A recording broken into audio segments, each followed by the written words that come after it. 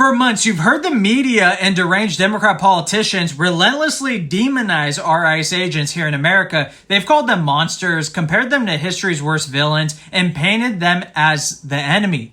Well, this is the predictable, inevitable result. Violent attacks on federal facilities. But the same radical politicians who create dangerous sanctuary cities, forcing these agents into the streets, now want to pretend like they're shocked. They want to wash their hands of the very chaos they created. But they didn't count on a man like Tom Homan. That's superstar President Donald Trump's all-star border czar, and he's speaking out. And he is about to unleash the unfiltered truth about who is truly responsible for the bloodshed he warned us was coming.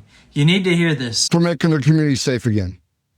You know, the president has been talking about the high numbers of people that you all are looking at. And this was a processing center, or is, in Dallas. And that's kind of the last step before many of them will be kicked out of the country because they came here illegally. Those numbers, are they higher than what we thought? Like, where are we in the numbers of people that you are looking for right now? Well, look, last time I looked, we were at about 600,000 illegal aliens with a criminal history walking the streets of the station, mostly because of sanctuary cities. So they are the priority, right? Mm-hmm. So we're looking for them first. Worse is always first, but in sanctuary cities, if they're going to force us in the community to find the bad guy, and we find them with others, they're coming too. So sanctuary cities are saying, well, they're arresting non-criminals because you forced us into the neighborhood to find that guy. And when we find them many times with others, we're not going to turn our back. We're not going to force the law that Congress enacted. We're not going to uphold the oath we took. If you want less collateral arrests, then let us in the damn jail. We're safe for the agent, it's safe for the alien, and it's safe for the community. But they won't do it. Look, throughout my career, I buried Border Patrol agents. I buried ICE agents. I've handed too many folded flags to spouses and children of those who died in line of duty. For God's sake, stop the rhetoric. Let's sit down and talk. But you can't keep attacking these men and women. They're patriots. They're moms and dads, too. And I want to see every one of them go home to their families every night. And I pray for that. And I pray for the safety of those we're looking for. No one needs to die. There's no death sentence here. Let ICE do their job. Let them take it.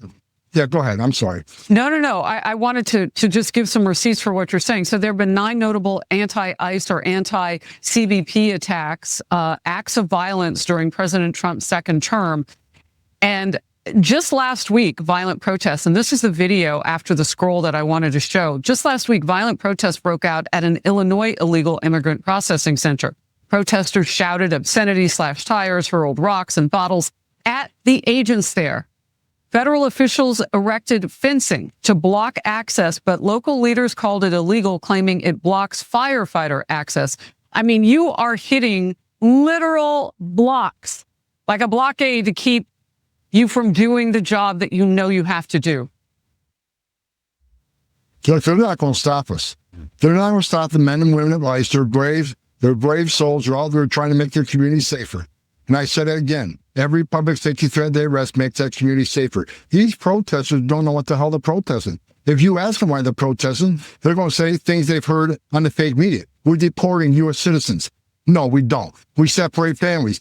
The families can, if a parent's being deported, and they were here illegally, and they chose to have a child, that's on them. They made the decision. But ICE isn't doing all the terrible things the media and the politicians are claiming to do. Every morning when I'm on my way to the White House, I look at 22 pages of data that shows exactly what ICE has done in the last 24 hours. And here's what the data says. 70%, right about 70% of everybody ICE arrests is a criminal. Who are the other 30%? Many of them are national security threats that we found. They don't have a criminal history because their landlord do the dirty deed. Many of them are final orders. People who had due process great taxpayer expense, then the judges ordered them removed. We have to remove them. That's the law requires. And finally, the collaterals, the ones we're not looking for, but we find because we're forced in the community. That was what data says. I read it every day. So if the media would tell the truth about what ICE is actually doing, then maybe so many people wouldn't get inflamed and go protest something they know nothing about.